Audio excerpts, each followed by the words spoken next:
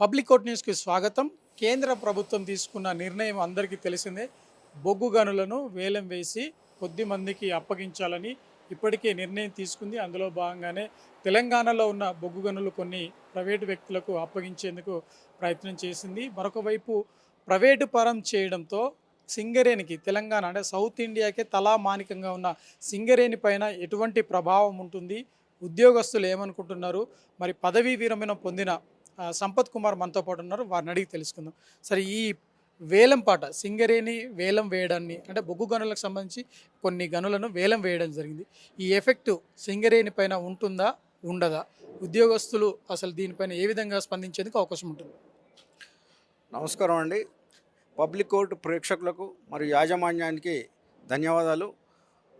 ఇటువంటి కార్యక్రమాలు నిర్వహించడం వల్ల పబ్లిక్లో ఒక అనుమానాలను నివృత్తి చేయడానికి కోసం మీరు చేసే కార్యక్రమాలను మొదటగా అభినందిస్తూ, ఇప్పుడు ఈ సింగరేణి బొగ్గు గనులను వేలం వేయడం అనే ఒక పదాన్ని వాడుతూ దొడ్డిదారిన ప్రైవేటీకరణ చేయడం అనేది మాత్రం ఖచ్చితంగా చెప్పవచ్చు. ఎందుకంటే వేలం వేయడం అంటే సింగరేణి ఆల్రెడీ తను చేసే పని బొగ్గు తవ్వడమే కదా.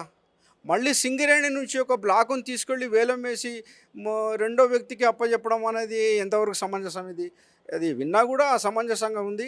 సింగరేణి తన పని తాను చేసుకుంటూ వెళ్తుంది. సింగరేణిలో సమర్థులైన అధికారులు ఉన్నారు, మంచి మంచి నైపుణ్యం గల అధికారులు ఉన్నారు, కార్మికులు ఉన్నారు. వారు వారి పని చేయనివ్వకుండా వారు చేసే దాంట్లోంచి ఒక బొగ్గు గనిని తీసి ప్రైవేటీకరణ చేసి బ్లాక్ చేయడం, దాన్ని మళ్ళీ వేలం వేయడం అనేది కొంత అసంబద్ధంగా అసమంజసంగా ఉంది.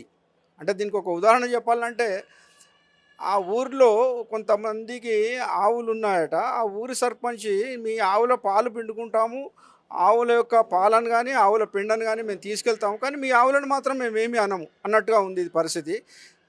ఇంటికి వచ్చి ఆవుల పాలు, ఆవులు ఇచ్చే పాలను, ఆవులకు పుట్టిన దూడలను వాడుకుంటుందట. తర్వాత ఆవులను మేము తీసుకెళ్ళాము, తర్వాత మీ ఆవులను మీకు అప్పచెప్తాం. అంటే పాలంతా అయిపోయిన తర్వాత, దూడలు పెరిగిన తర్వాత ఆ యొక్క గొడ్డు ఆవులను మళ్ళీ అప్పచెప్పడం అన్నట్టు. ఒక ఒక ఉదాహరణకు చూస్తే ఈ విధంగా అనిపిస్తుంది ఈ యొక్క సెంట్రల్ గవర్నమెంట్ యొక్క పాలసీ. గౌరవనీయులు కిషన్ రెడ్డి గారు మరి బండి సంజయ్ గారు తెలంగాణ నుంచి మంత్రులుగా రావడం మా అందరి అదృష్టంగా మేము భావిస్తున్నాము. కానీ ఎప్పుడెప్పుడా అని ఎదురు చూస్తున్నట్లుగా ఎన్నిక కాగానే అది హైదరాబాదులో ఈ వేలంపాట నిర్వహించి ఈ గన్లను వేలం వేయడం అనేది చాలా అమానుషం. ఈ విధంగా చేయడం భావ్యం కాదు.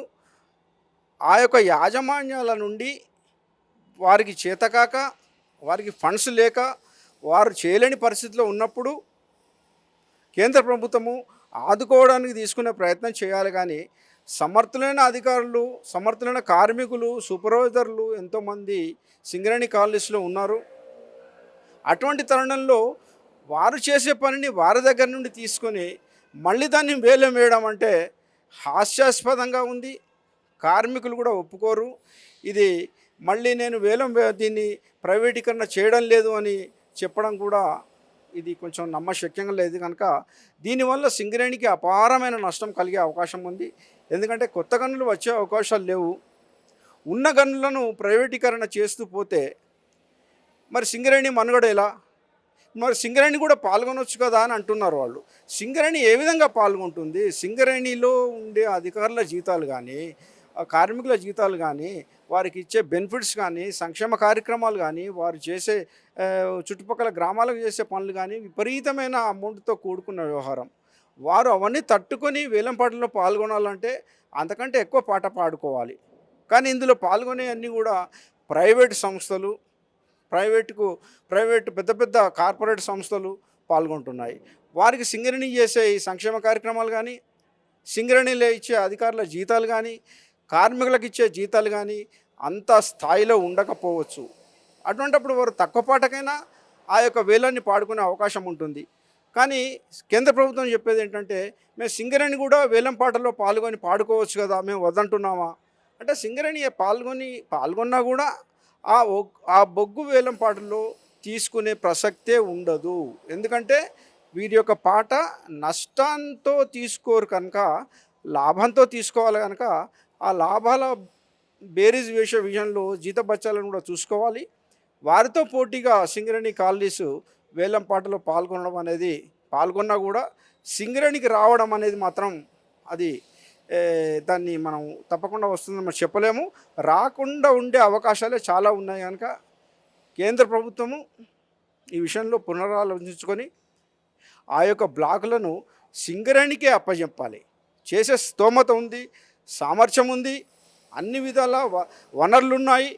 మరి అటువంటిప్పుడు సింగరేణి నుంచి బ్లాక్ తీసి వేలం వేయడం అంటే మరి అది ఎవరు నిర్ణయించారు? మరి దానికి తెలంగాణ నుంచి ఏర్పడ్డ మంత్రులు ఎందుకు దానికి ఆబ్జెక్షన్ చేయలేదు? మరి ఇవన్నీ ప్రభుత్వ వ్యవహారాలు. కానీ ప్రతి సామాన్య కార్మికుడు కానీ అధికారులు కానీ ఈ విషయంలో ఎవరు కూడా సంతోషంగా లేరు. బొగ్గు గనులను బ్లాక్ చేయడం అంటే సింగరేణిని ఒక 10 ఏండ్లు వెనుకకు తీసుకెళ్ళడమే అనేది నా యొక్క అభిప్రాయం. మొత్తం మీద ఈ బొగ్గు గనుల వేలం పాట నిర్వహించి సింగరేణికి అపారమైన నష్టాన్ని చేకూర్చేందుకు అవకాశం కల్పిస్తుంది. అంతేకాకుండా ఉద్యోగులు కావచ్చు, కార్మికులు కావచ్చు, అక్కడ పనిచేసే వారిపైన కూడా తీవ్ర ప్రభావం చూపుతుంది. మరొక వైపు 15 ఏళ్ళు వెనక్కు వెళ్లాల్సిన అటువంటి పరిస్థితులు కూడా ఎదురయ్యేందుకు అవకాశం ఉంది అని చెప్తున్నారు.